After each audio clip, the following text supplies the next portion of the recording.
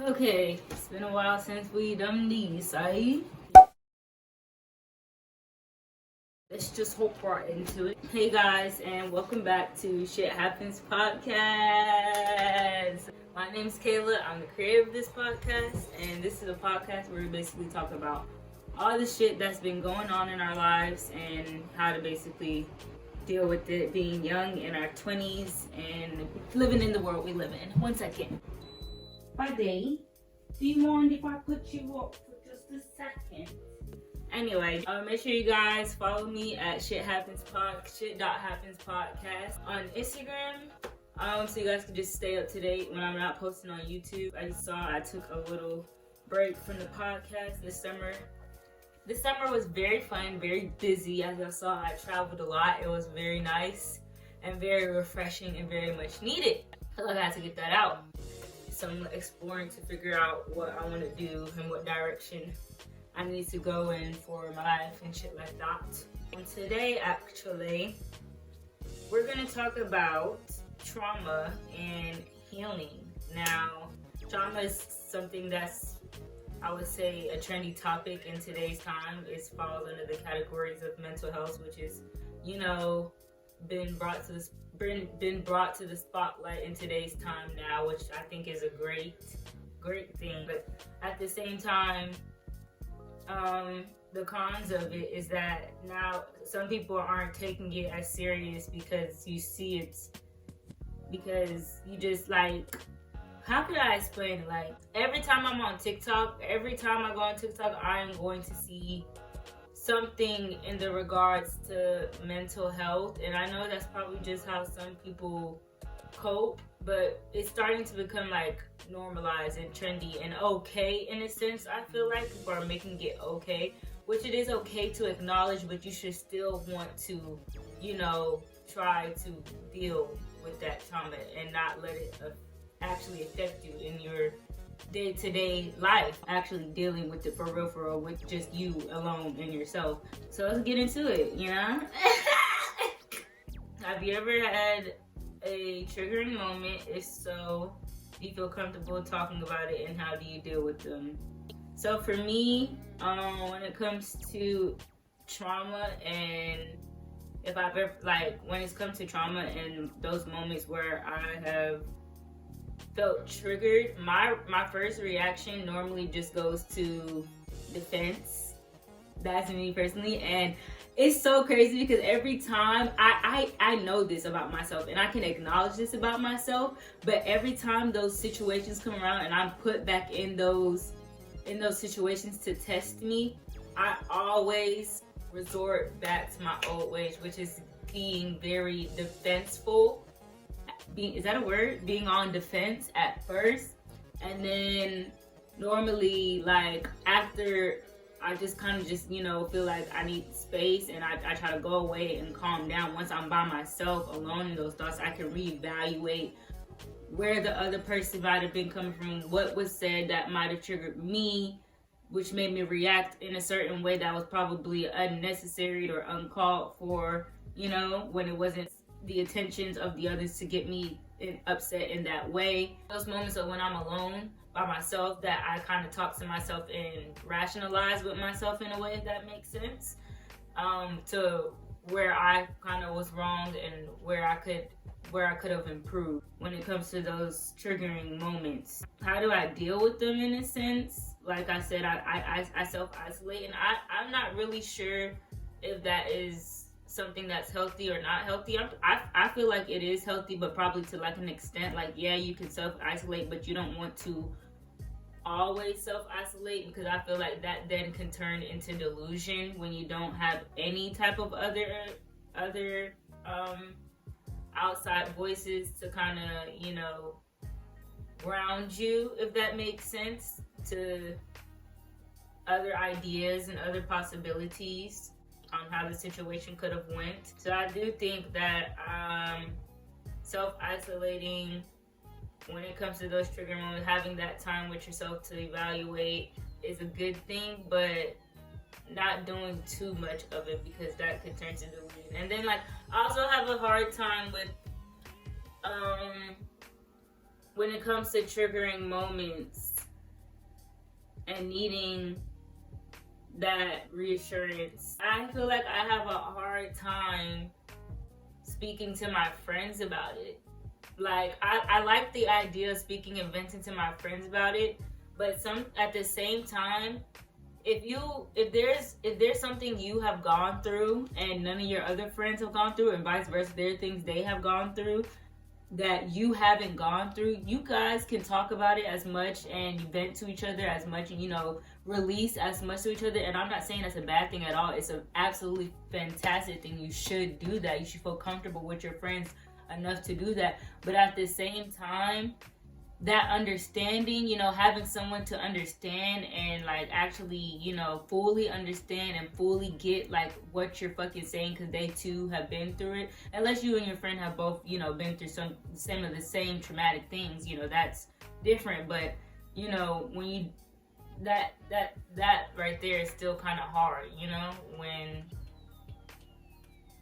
the other person, they haven't been through it themselves, so they'll never truly understand. They can have an idea, but they'll never actually walk through those shoes themselves, if that makes sense. So yeah, when it comes to that, I honestly don't even really know who you could go to or who I would go to. I guess maybe like an older family member, someone older that's closer. I really love talking to older people, like people who are, probably like 60 plus. I just feel like they've been through life, so why the fuck would I not listen to what they're saying and not assume that it's valid or very insightful?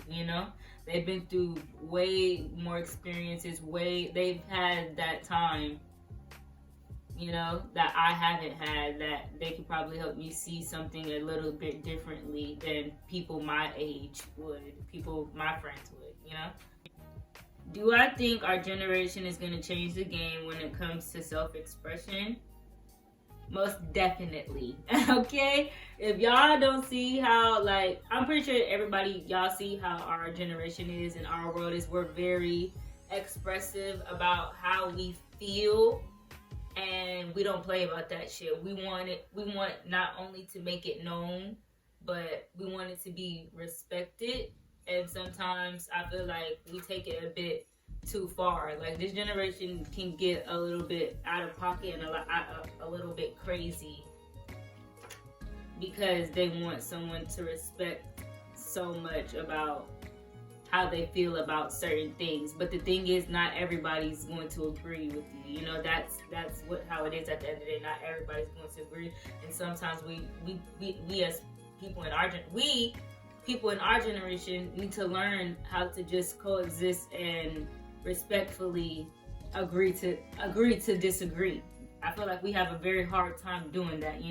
It's a lot of things and a lot of people in our generation that want it our way or no way. A lot of us are very selfish. I feel like we've turned self-love into selfishness. Like, I've talked about this on the podcast plenty of times before. I don't think this world leads with love anymore. It leads with more so just self. How can I do what's best for me? Which you totally should have that mindset, but at the same time, too much of anything is bad for you.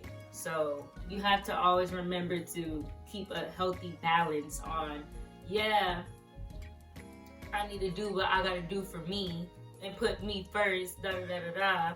But at the same time, I still need to be kind and courteous of other people.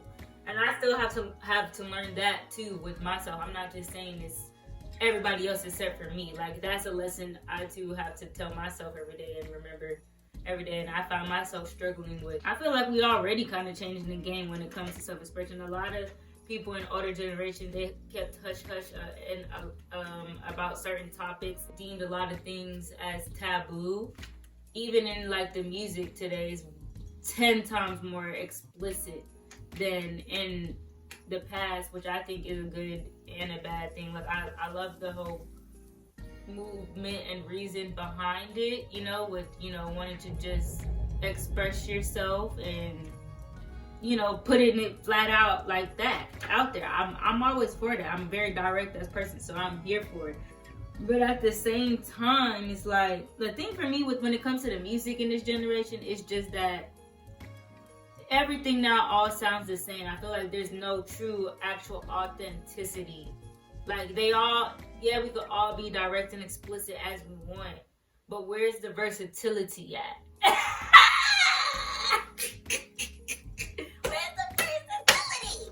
Somebody do something different. That's what I'm saying. You know what I'm saying? So, but yeah, I definitely think our generation changes the game when it comes to self-expression. I think we do a very good job at that shit. And so, claps to us. Period. How do I plan on disciplining my kids and talking to them? I think this goes back to trauma and healing, because if you don't learn the shit that is fucking you up, you might pass that shit on to your kid, your seeds. You know, if you don't fully understand and go through all the shit you gotta go through, you might pass that shit on to your kids. And I definitely feel like, you know, it is inevitable to be a perfect mom or a perfect parent. Like, I'm gonna fuck up, I'm gonna make mistakes, but I think for me, it's just about clear communication and understanding with my kid, no matter what age they are. Like, if I have to explain something challenging to my fucking 5-year-old, 9-year-old, I'm gonna explain it to them the best way I can. A 9-year-old could understand, or a 5-year-old could understand, you know. But I'm not gonna water shit down and not tell it how it is still, because I still feel like clear communication is really important for me personally, when it comes to how I want to raise my kids, because I feel like I didn't have clear communication all the time growing up. A lot of stuff was kept hush hush, like you may know about it but don't talk about it, stay in a child's place type shit, you know. I feel like I didn't really have a voice, so I want my kids to make sure they do have a voice and have that, be able to, you know, say how they feel, express how they feel. But at the same time, something that I did struggle with once I did find my voice was delivery. You know, I talk about this all the time. My delivery is a work in progress. I'm gonna start saying my delivery is a work in progress instead of I'm working on my delivery. My delivery is a work in progress, and that's something I want my kids to be able to have. I want them to be able to express themselves and disagree if they would disagree with someone, but without it having to be confrontational, or them feel like they have to shy their voice or diminish their voice. I want them to feel comfortable expressing it, but at the same time, I don't want them to offend anybody, or, you know, just get caught in sticky situations, you know, when it comes to that, because I have been through that, you know.